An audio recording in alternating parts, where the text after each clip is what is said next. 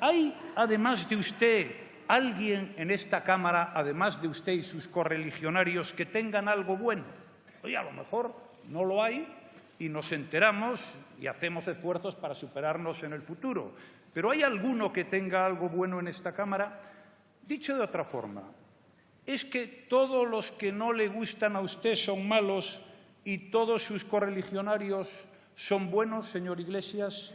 Si el problema no es ese, si el problema no es personal, señor Rajoy, no es que ustedes no tengan algo bueno, en lo personal seguro que sí, como todo el mundo. El problema son los resultados de su gobierno, de sus gobiernos.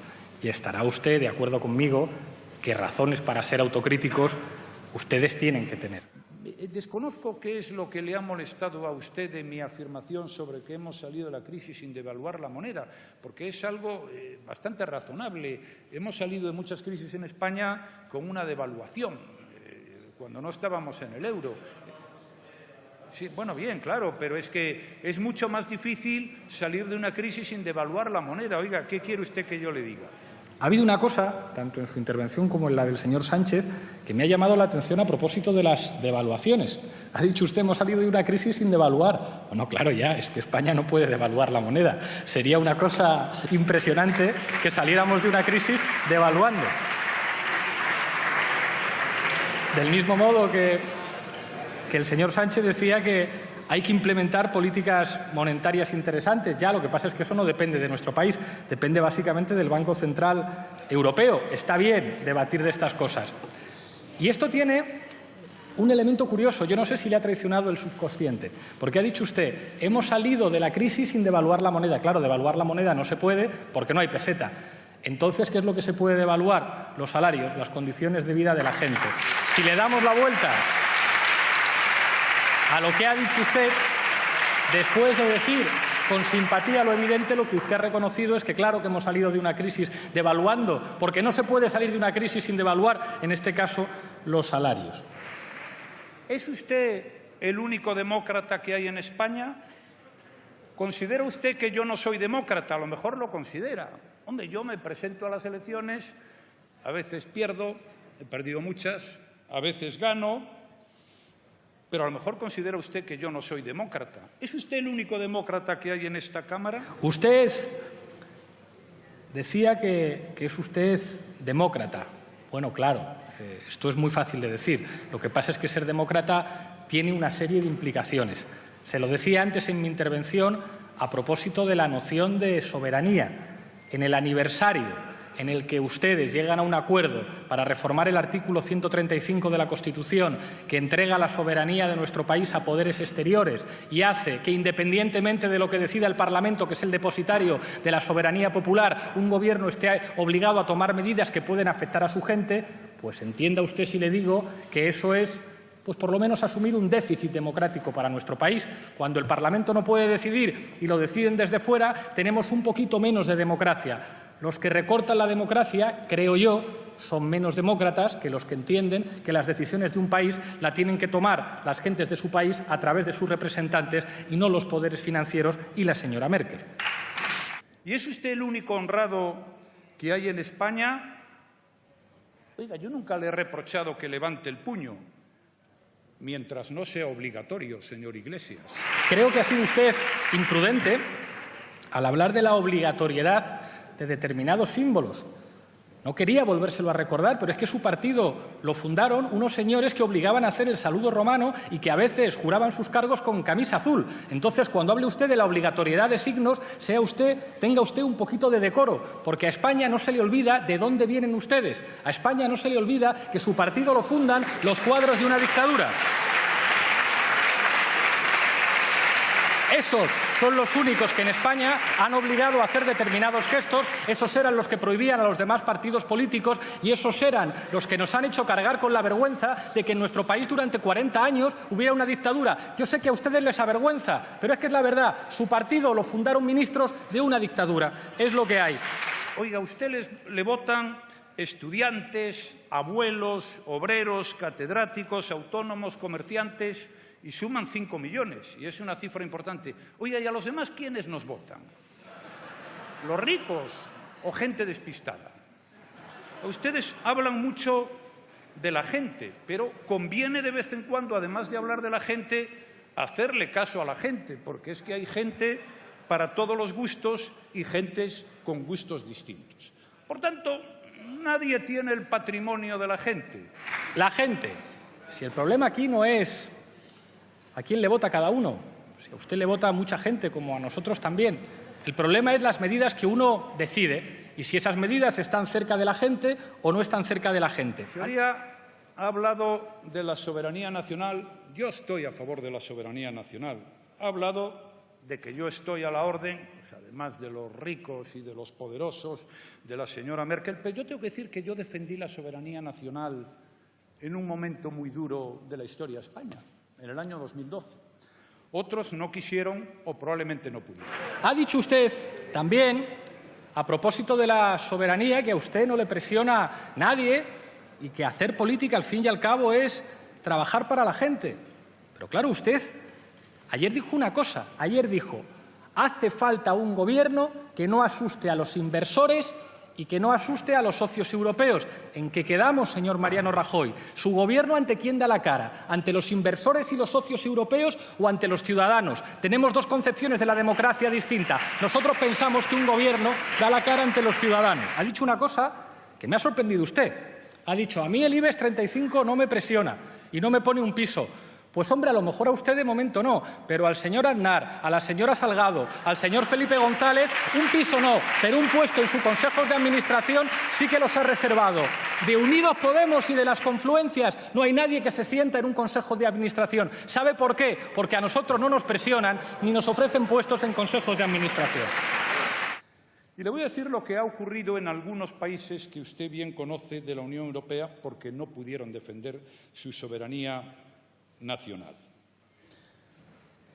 En el impuesto a la renta de las personas físicas han tenido que reducir el mínimo exento y han subido el tipo a todos los contribuyentes.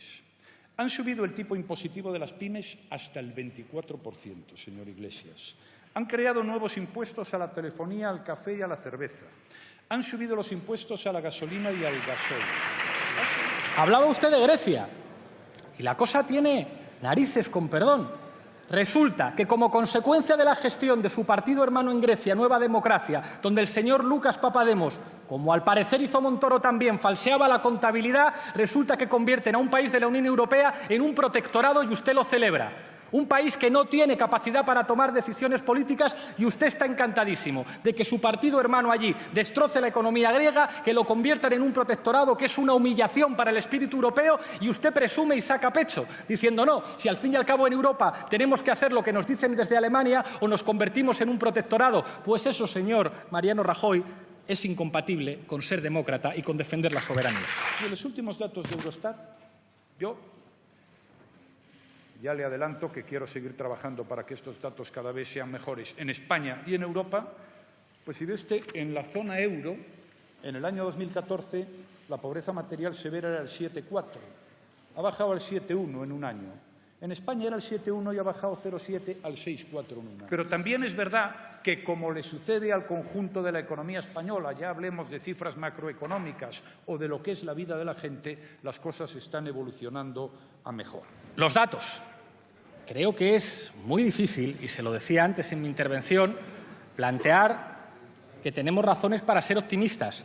Era ya poco creíble lo que decía el señor Aznar cuando hablaba del España va bien, y eso que era la época de la burbuja, era la época de los pelotazos urbanísticos y la época en la que su gestión convirtió la corrupción en una forma de gobierno y de aquellos polvos estos lodos. Pero plantear en el año 2016 que España va bien, que los datos económicos llaman al optimismo, cuando encabezamos las estadísticas europeas en desigualdad, que detrás de esas estadísticas hay personas, hay gente que no llega a fin de mes, niños que sufren pobreza, niños que no se alimentan adecuadamente, jóvenes que se tienen que marchar de España. No diga usted que España va bien. España son los españoles, no la tranquilidad de los inversores ni la tranquilidad de sus socios europeos.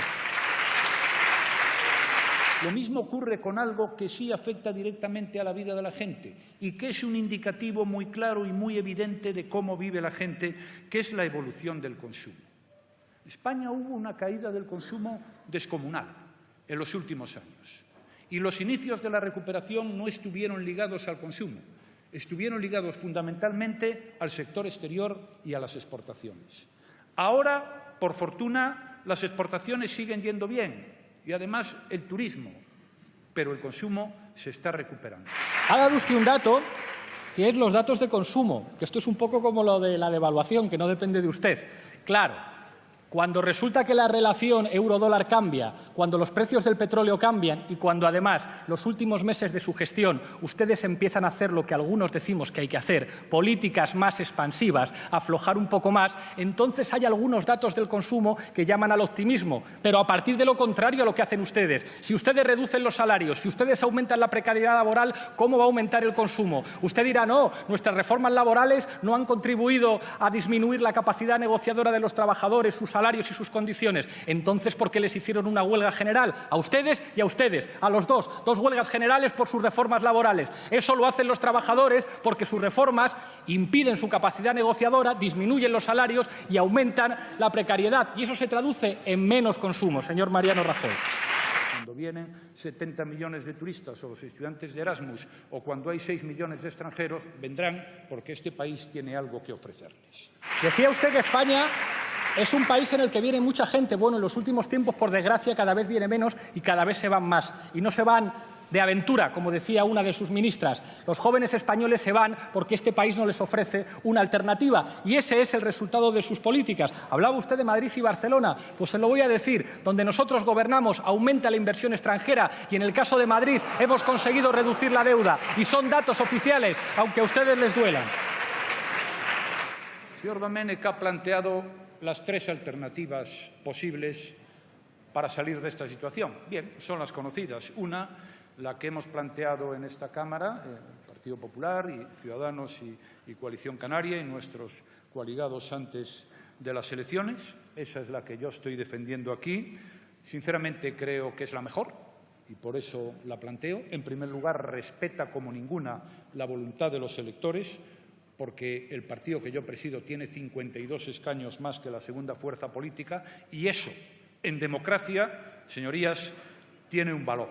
En segundo lugar, porque esas fuerzas políticas coinciden en los temas básicos, en las grandes normas que fijan la convivencia en nuestro país. En tercer lugar, porque es lo que se hace en Europa, porque creo que es un buen mensaje fuera y dentro de España y porque creo que en este momento es quien más confianza puede aportar a quienes pueden generar bienestar, riqueza y empleo. Efectivamente, hay una posibilidad de un gobierno de izquierdas con ustedes, con el Partido Socialista, con los grupos que conforman su coalición y con más, señor Domènech. Son necesarios más, usted lo sabe. Y yo también, y hay una tercera, que son las elecciones. Hay una cosa que ha dicho usted que es verdad, completamente cierta. Hay 3 opciones en este país, o repetición de elecciones, o un gobierno de ustedes, mediante un acuerdo con el Partido Socialista, porque si no, no hay manera, o un gobierno a través de un acuerdo del Partido Socialista con nosotros. ¿Y sabe lo que se está jugando en esas 3 opciones? Básicamente 2 ideas de España. Su idea de España tiene que ver con usted. Es impresionante. Usted ha dicho que cuando yo critico a su partido y a su gobierno estoy criticando a España. España no es usted, España no es su gobierno, España es la gente, no son los inversores, no son los socios europeos.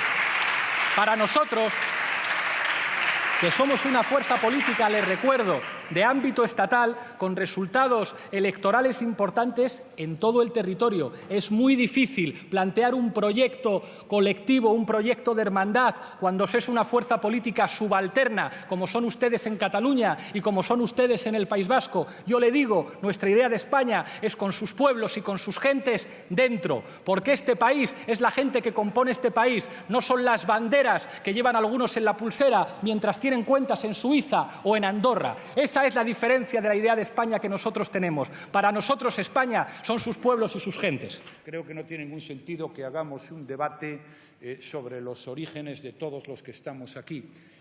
Yo estoy dispuesto a que usted investigue los míos, fíjese, y se llevaría probablemente una sorpresa. Ahora, si investigamos los de los 350, incluidos los de su grupo, se llevaría probablemente muchas más sorpresas. A propósito de las investigaciones, yo creo que a nadie se ha investigado tanto en España como a nosotros. El problema no es ese. El problema es que quizá a los de usted se les ha investigado poco. Ojalá se les investigara un poco más. Señoría, Yo estoy contento, ya lo he dicho en algunas ocasiones, de haber pactado la inclusión en la Constitución del la reforma del artículo 135 de la Constitución. Pero quiero decirle una cosa, eso no era una imposición de nadie, eso lo firmamos nosotros porque quisimos. Me ha sorprendido lo que decía usted sobre la Unión Europea, diciendo que el artículo 135 está muy bien, que la renuncia a la soberanía de los Estados de la Unión, que no ha sido sustituida por espacios de representación democrática en Europa, donde el único espacio de representación democrática es el Parlamento Europeo, que es en el mayor de los casos una cámara colegislativa, que usted diga eso cuando cada vez que han tenido que votar los ciudadanos europeos sobre Europa el resultado es contra la Unión Europea, cuando el Reino Unido se acaba de ir, pues revela que efectivamente no tenemos la misma noción de Europa. Leía el otro día a Jorge Semprún, que reivindicaba los valores de la 9, antifascistas españoles que participaron en la liberación de París, como el origen democrático de la Unión Europea, como ese proyecto antifascista que reivindicaba los derechos sociales. Esta Europa ordoliberal, esta Europa contra los derechos, es una Europa distinta a la que nosotros queremos construir, a una Europa democrática, con derechos sociales y con soberanía. Por eso vemos las cosas de manera tan distinta. Es verdad que hay personas nacionales españoles que están fuera de España, más hace años. Pero es verdad que si usted coge los datos de la EPA, por ejemplo, del primer y segundo trimestre, verá que España es el país de la Unión Europea donde hay un mayor porcentaje de extranjeros trabajando. Ese es un dato también positivo. Usted decía que le parece muy bien que algunos españoles se vayan fuera. Yo no quiero ser una periferia de Europa. La mayor parte de la gente que viene a trabajar a España viene a trabajar en actividades de bajo valor añadido, mientras nuestros mejores investigadores se van a Alemania, al Reino Unido o a Estados Unidos. Yo no quiero ser una periferia de Europa, señor Mariano Rajoy. Igual que le hubiera convenido saber, ahora que hablamos de Grecia, a alguien que estuvo diciéndole al conjunto de la gente una cosa, organizó un referéndum, lo ganó y luego tuvo que hacer exactamente lo contrario de lo que le estaba diciendo a la gente y de lo que la gente dijo. Ha dicho usted algo que me parece preocupante. Ha dicho usted, claro, es que algunos convocan un referéndum, lo ganan, pero luego no pueden hacer lo que han dicho los ciudadanos porque Alemania les dice otra cosa. Hombre, que lo piense usted está bien, pero que diga abiertamente en un Parlamento que le parece bien que un gobierno no pueda aplicar lo que han dicho sus ciudadanos votando, me parece grave. Por eso le digo que no tenemos la misma concepción de la democracia. Todos los pueblos y toda la gente. Y no toda la gente piensa igual, por fortuna. No toda la gente piensa igual. Entonces, no se apropie usted ni de los pueblos, ni de la gente, ni, como lo dije antes, ni de la sensibilidad social. Ha dicho usted que no todos en España piensan igual. Tiene usted razón, pero todos en España necesitan una educación pública, una sanidad pública y una vivienda digna, señor Rajoy.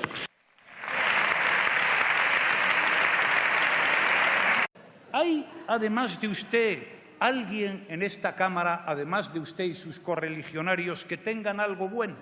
Oye, a lo mejor no lo hay y nos enteramos y hacemos esfuerzos para superarnos en el futuro. Pero ¿hay alguno que tenga algo bueno en esta Cámara? Dicho de otra forma, ¿es que todos los que no le gustan a usted son malos y todos sus correligionarios son buenos, señor Iglesias? Si el problema no es ese, si el problema no es personal, señor Rajoy, no es que ustedes no tengan algo bueno, en lo personal seguro que sí, como todo el mundo. El problema son los resultados de su gobierno, de sus gobiernos. Y estará usted de acuerdo conmigo que razones para ser autocríticos ustedes tienen que tener. Desconozco qué es lo que le ha molestado a usted de mi afirmación sobre que hemos salido de la crisis sin devaluar la moneda, porque es algo bastante razonable. Hemos salido de muchas crisis en España con una devaluación, cuando no estábamos en el euro. Sí, bueno, bien, claro, pero es que es mucho más difícil salir de una crisis sin devaluar la moneda. Oiga, ¿qué quiere usted que yo le diga? Ha habido una cosa, tanto en su intervención como en la del señor Sánchez, que me ha llamado la atención a propósito de las devaluaciones. Ha dicho usted, hemos salido de una crisis sin devaluar. Bueno, claro, ya, es que España no puede devaluar la moneda. Sería una cosa impresionante que saliéramos de una crisis devaluando. Del mismo modo que el señor Sánchez decía que hay que implementar políticas monetarias interesantes. Ya, lo que pasa es que eso no depende de nuestro país, depende básicamente del Banco Central Europeo. Está bien debatir de estas cosas. Y esto tiene un elemento curioso. Yo no sé si le ha traicionado el subconsciente, porque ha dicho usted, hemos salido de la crisis sin devaluar la moneda. Claro, devaluar la moneda no se puede porque no hay peseta. Entonces, ¿qué es lo que se puede devaluar? Los salarios, las condiciones de vida de la gente. Si le damos la vuelta a lo que ha dicho usted, después de decir con simpatía lo evidente, lo que usted ha reconocido es que claro que hemos salido de una crisis devaluando, porque no se puede salir de una crisis sin devaluar, en este caso, los salarios. ¿Es usted el único demócrata que hay en España? ¿Considera usted que yo no soy demócrata? A lo mejor lo considera. Hombre, yo me presento a las elecciones, a veces pierdo, he perdido muchas, a veces gano, pero a lo mejor considera usted que yo no soy demócrata. ¿Es usted el único demócrata que hay en esta Cámara? Usted decía que es usted demócrata. Bueno, claro, esto es muy fácil de decir. Lo que pasa es que ser demócrata tiene una serie de implicaciones. Se lo decía antes en mi intervención a propósito de la noción de soberanía. En el aniversario en el que ustedes llegan a un acuerdo para reformar el artículo 135 de la Constitución, que entrega la soberanía de nuestro país a poderes exteriores y hace que, independientemente de lo que decida el Parlamento, que es el depositario de la soberanía popular, un gobierno esté obligado a tomar medidas que pueden afectar a su gente, pues entienda usted si le digo que eso es, pues por lo menos asumir un déficit democrático para nuestro país. Cuando el Parlamento no puede decidir y lo deciden desde fuera, tenemos un poquito menos de democracia. Los que recortan la democracia, creo yo, son menos demócratas que los que entienden que las decisiones de un país la tienen que tomar las gentes de su país a través de sus representantes y no los poderes financieros y la señora Merkel. ¿Y es usted el único honrado que hay en España? Oiga, yo nunca le he reprochado que levante el puño, mientras no sea obligatorio, señor Iglesias. Creo que ha sido usted imprudente al hablar de la obligatoriedad de determinados símbolos. No quería volvérselo a recordar, pero es que su partido lo fundaron unos señores que obligaban a hacer el saludo romano y que a veces juraban sus cargos con camisa azul. Entonces, cuando hable usted de la obligatoriedad de signos, tenga usted un poquito de decoro, porque a España no se le olvida de dónde vienen ustedes. A España no se le olvida que su partido lo fundan los cuadros de una dictadura. Esos son los únicos que en España han obligado a hacer determinados gestos, esos eran los que prohibían a los demás partidos políticos y esos eran los que nos han hecho cargar con la vergüenza de que en nuestro país durante 40 años hubiera una dictadura. Yo sé que a ustedes les avergüenza, pero es que es la verdad, su partido lo fundaron ministros de una dictadura, es lo que hay. Oiga, a usted le votan estudiantes, abuelos, obreros, catedráticos, autónomos, comerciantes, y suman 5 millones, y es una cifra importante. Oiga, ¿y a los demás quiénes nos votan? ¿Los ricos o gente despistada? Ustedes hablan mucho de la gente, pero conviene de vez en cuando, además de hablar de la gente, hacerle caso a la gente, porque es que hay gente para todos los gustos y gentes con gustos distintos. Por tanto, nadie tiene el patrimonio de la gente. La gente. Si el problema aquí no es ¿a quién le vota cada uno? Si a usted le vota a mucha gente, como a nosotros también.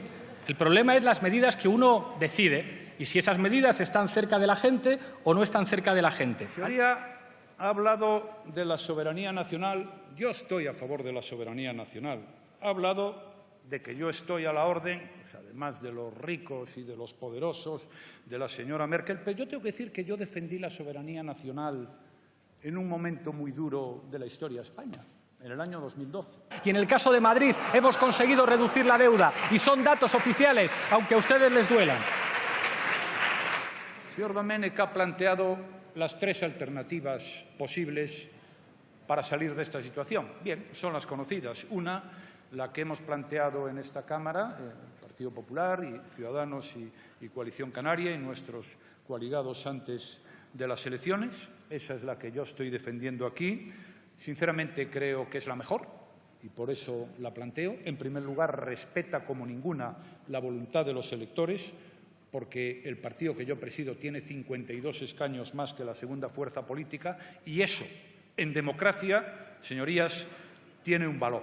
En segundo lugar, porque esas fuerzas políticas coinciden en los temas básicos, en las grandes normas que fijan la convivencia en nuestro país. En tercer lugar, porque es lo que se hace en Europa, porque creo que es un buen mensaje fuera y dentro de España y porque creo que en este momento es quien más confianza puede aportar a quienes pueden generar bienestar, riqueza y empleo. Efectivamente, hay una posibilidad de un gobierno de izquierdas con ustedes, con el Partido Socialista, con los grupos que conforman su coalición y con más, señor Domènech. Son necesarios más, usted lo sabe.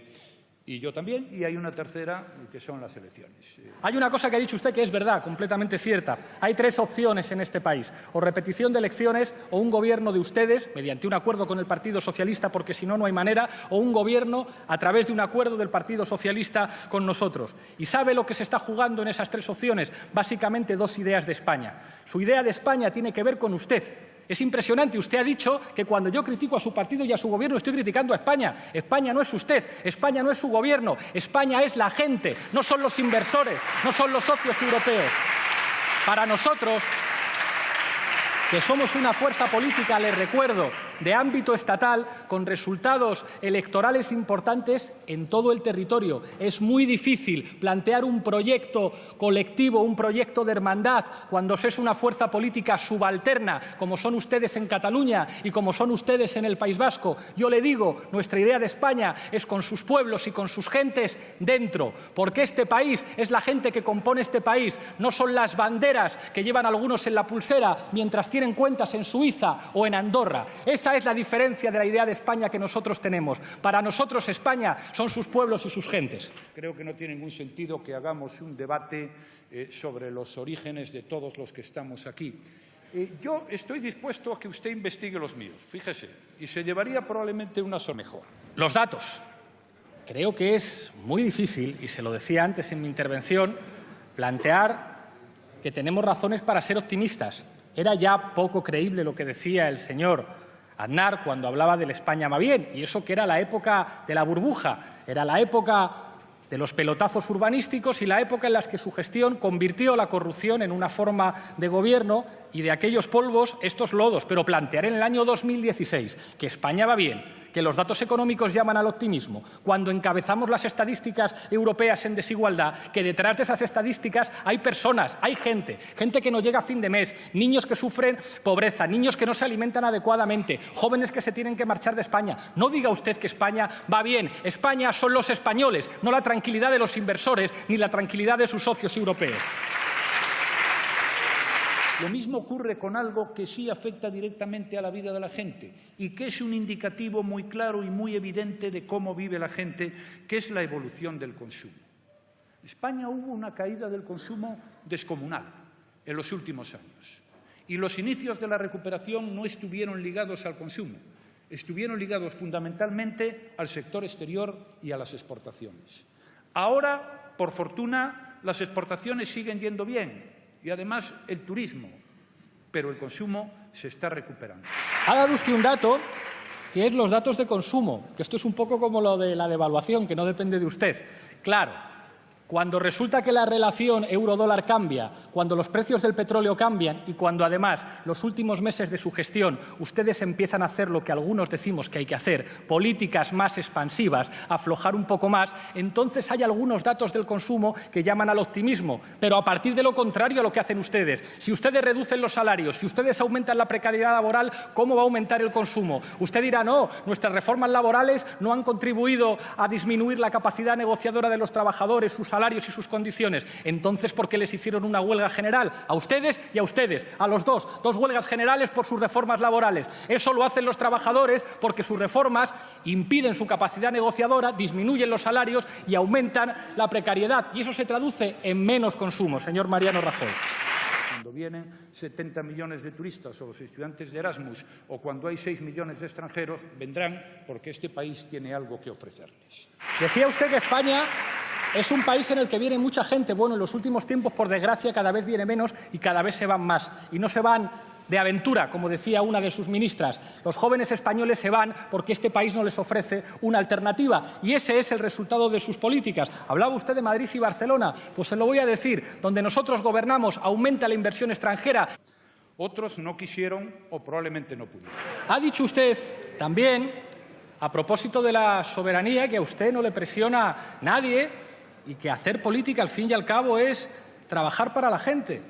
Pero claro, usted ayer dijo una cosa, ayer dijo, hace falta un gobierno que no asuste a los inversores y que no asuste a los socios europeos. ¿En qué quedamos, señor Mariano Rajoy? ¿Su gobierno ante quién da la cara? ¿Ante los inversores y los socios europeos o ante los ciudadanos? Tenemos dos concepciones de la democracia distintas. Nosotros pensamos que un gobierno da la cara ante los ciudadanos. Ha dicho una cosa que me ha sorprendido usted.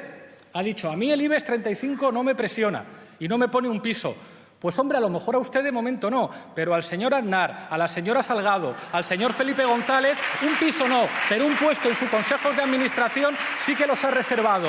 De Unidos Podemos y de las confluencias no hay nadie que se sienta en un consejo de administración. ¿Sabe por qué? Porque a nosotros no nos presionan ni nos ofrecen puestos en consejos de administración. Y le voy a decir lo que ha ocurrido en algunos países que usted bien conoce de la Unión Europea porque no pudieron defender su soberanía nacional. En el impuesto a la renta de las personas físicas han tenido que reducir el mínimo exento y han subido el tipo a todos los contribuyentes. Han subido el tipo impositivo de las pymes hasta el 24%, señor Iglesias. Han creado nuevos impuestos a la telefonía, al café y a la cerveza. Han subido los impuestos a la gasolina y al gasoil. Hablaba usted de Grecia y la cosa tiene narices, con perdón. Resulta que, como consecuencia de la gestión de su partido hermano en Grecia, Nueva Democracia, donde el señor Lucas Papademos, como al parecer hizo Montoro también, falseaba la contabilidad, resulta que convierten a un país de la Unión Europea en un protectorado y usted lo celebra. Un país que no tiene capacidad para tomar decisiones políticas y usted está encantadísimo de que su partido hermano allí destroce la economía griega, que lo conviertan en un protectorado, que es una humillación para el espíritu europeo, y usted presume y saca pecho, diciendo no, si al fin y al cabo en Europa tenemos que hacer lo que nos dicen desde Alemania o nos convertimos en un protectorado. Pues eso, señor Mariano Rajoy, es incompatible con ser demócrata y con defender la soberanía. Y en los últimos datos de Eurostat, ya le adelanto que quiero seguir trabajando para que estos datos cada vez sean mejores en España y en Europa. Pues si ve usted, en la zona euro, en el año 2014, la pobreza material severa era el 7,4. Ha bajado al 7,1 en un año. En España era el 7,1 y ha bajado 0,7 al 6,4 en un año. Pero también es verdad que, como le sucede al conjunto de la economía española, ya hablemos de cifras macroeconómicas o de lo que es la vida de la gente, las cosas están evolucionando a